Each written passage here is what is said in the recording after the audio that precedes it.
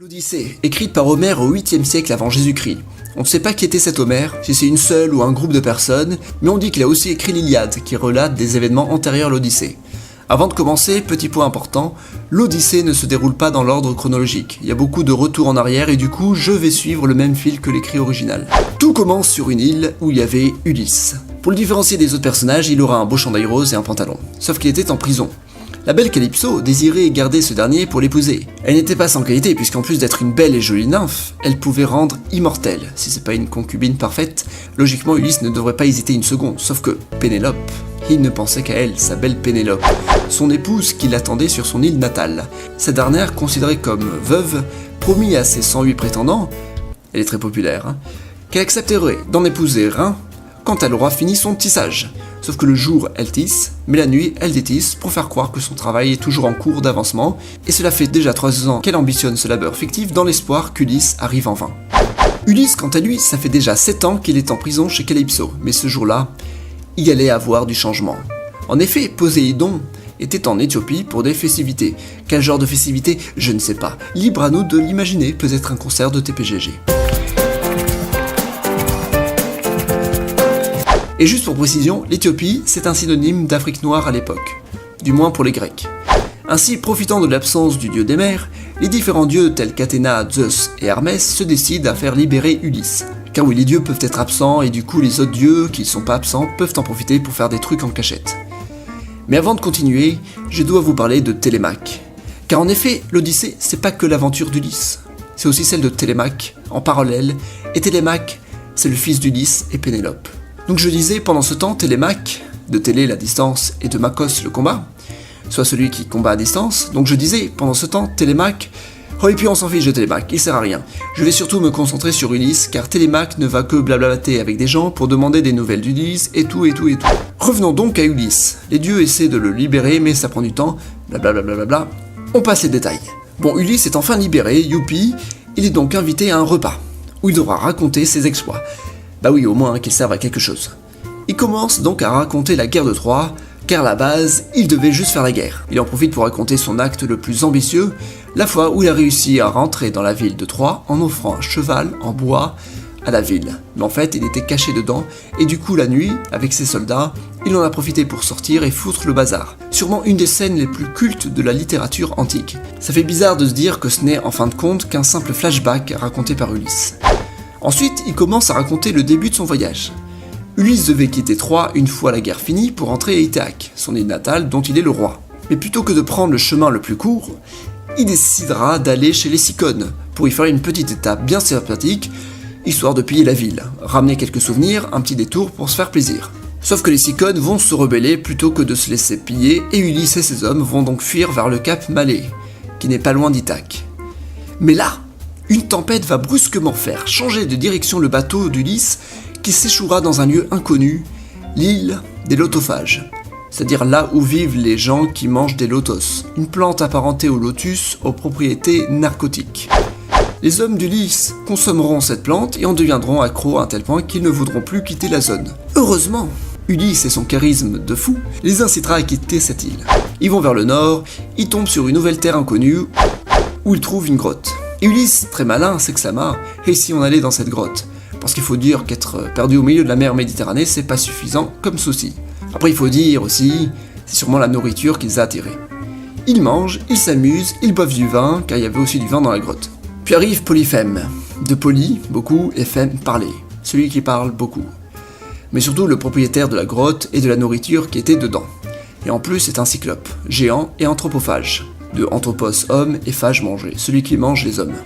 Bref, Polyphème, le cyclope, n'est pas très sympa et fait prisonnier Ulysse et ses hommes dans la grotte. Il en profite pour en manger un ou deux. Mais Ulysse est super malin, c'est quand même lui qui a eu l'idée du cheval de Troie, donc c'est pas le premier idiot venu. Il va proposer au cyclope de boire du bon vin offert par les Cicones.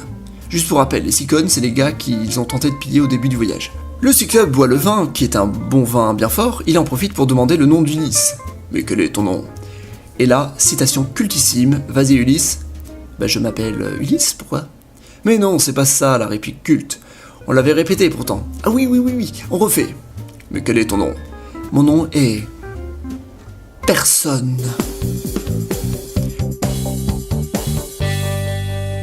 Le Cyclope s'endort après avoir bu le bon vin.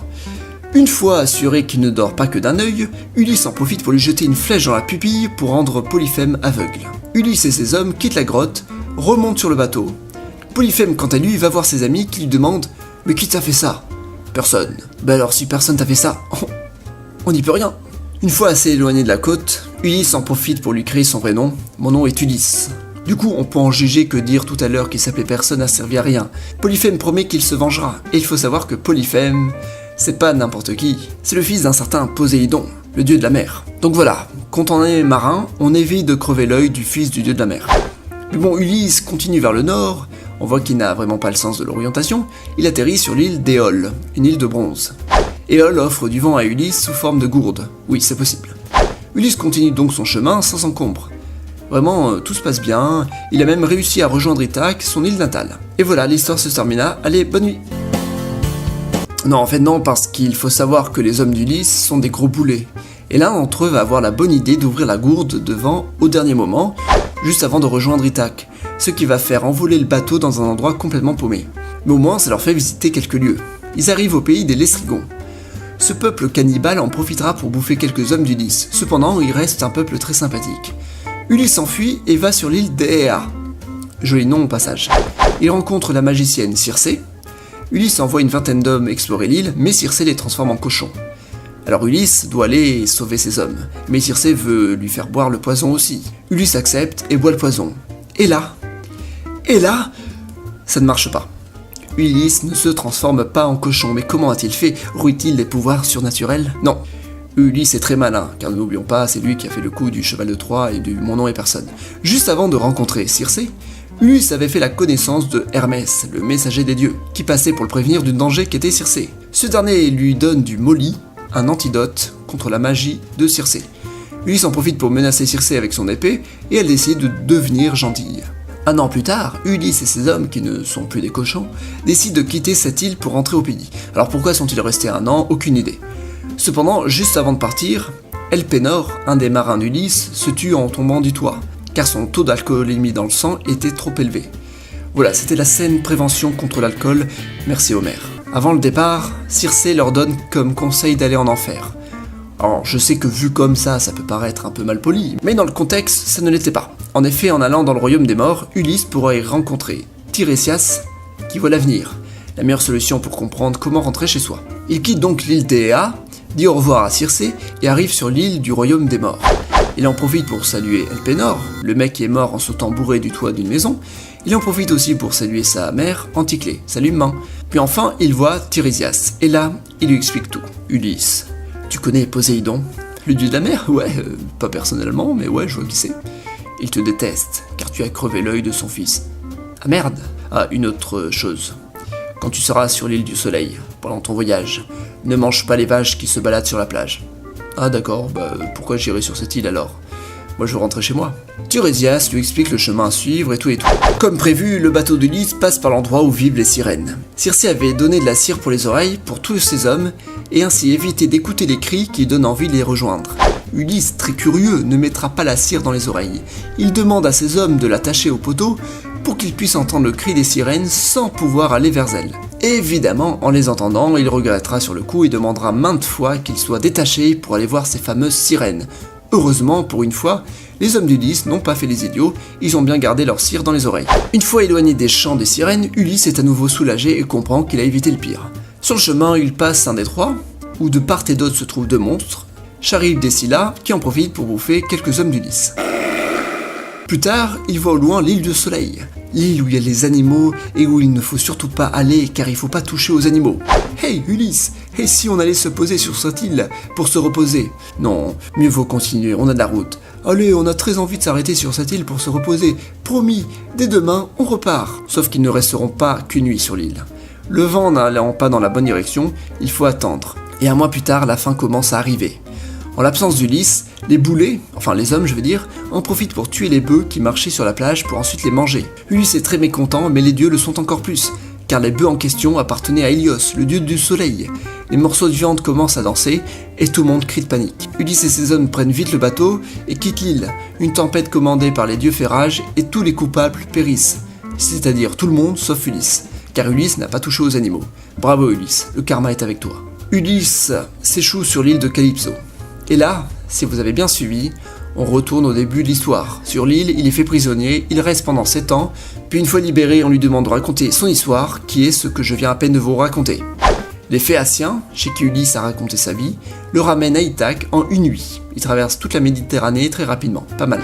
Sauf qu'une fois sur Ithaque, Ulysse décide de se déguiser en mendiant pour ne pas se faire reconnaître et ainsi comprendre, de manière anonyme, comment ça se passe. Pénélope, heureusement, est toujours en train de faire semblant de tisser. Mais hélas, 108 prétendants veulent l'épouser.